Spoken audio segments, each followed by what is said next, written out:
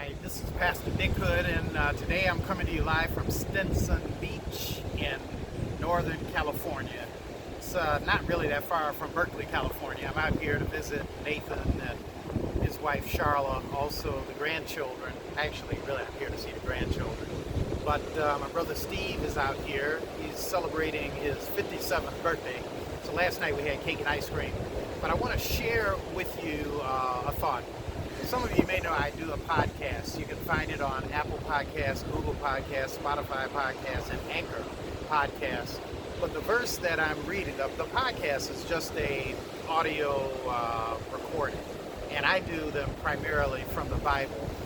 And yesterday I was reading from James chapter 4. And when I got to verse 2, it slapped me in the face. And it dawned on me, the first time I ever heard that verse, I was with the late Reverend Odell Jones and the late Reverend Dr. Charles Butler. We were waiting to meet with Coleman Young in the mayor's office, and these guys are much older than me. They wanted me to meet the mayor, really to get to know him. I never thought I would live long enough to be on a basis where I could call the mayor by his first name.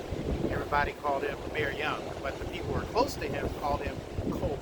Anyway, we were waiting in the reception area in the mayor's office, and the two older preachers and I were talking about whatever it was we were going to talk to the mayor about. It's funny, I don't really remember what the conversation was really about, but more than that, the mayor wanted to know, what's really going on out there in the city. And but before we got in to meet with him, for some reason, Odell Jones said, he looked at me and said, "Nick, you have not because you asked not." And I was saying about it, he said, James 4:2. And it hit me. I said, I don't really know that verse. I don't know if there's ever been a time in your life when maybe somebody quotes scripture and you don't know, but I wasn't really that familiar with it. And so I made a point, a mental note, to go back and learn it and think about it and ask myself, what does this really mean? You have not because you ask not. But yesterday, as I was doing the podcast, it dawned on me that I was on James chapter 4, and here I am reciting a verse, reading a verse that really Odell Jones introduced me to. And that's what I want to talk to you about for just a minute. Number one, what James is saying to his audience is the 12 churches in the dispersion, as he calls it. He's saying, you have not because you ask not. Think about what that means. Jesus taught, ask and it shall be given to you. Seek and you shall find. Knock and the door will be opened unto you. For everyone who asks will receive. Those who seek will find. And those who knock, the door will be opened. And but then James comes behind him and he says, you have not because you ask not. And to me, what that means is that a lot of us suffer in life because we simply don't seek. We simply don't ask. We simply don't try. We look at ourselves and we say, I'm poor. We look at ourselves and say, I'm a woman. We look at ourselves and say, I'm a black man. And then we just give up right there. And what James is saying is go for it. He's saying, don't wait, but go for it. Go for it right now.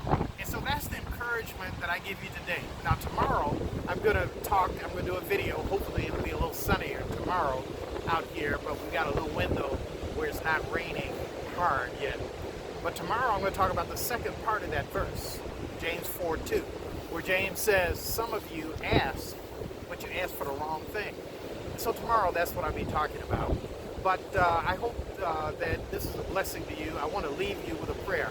Ask for what you want.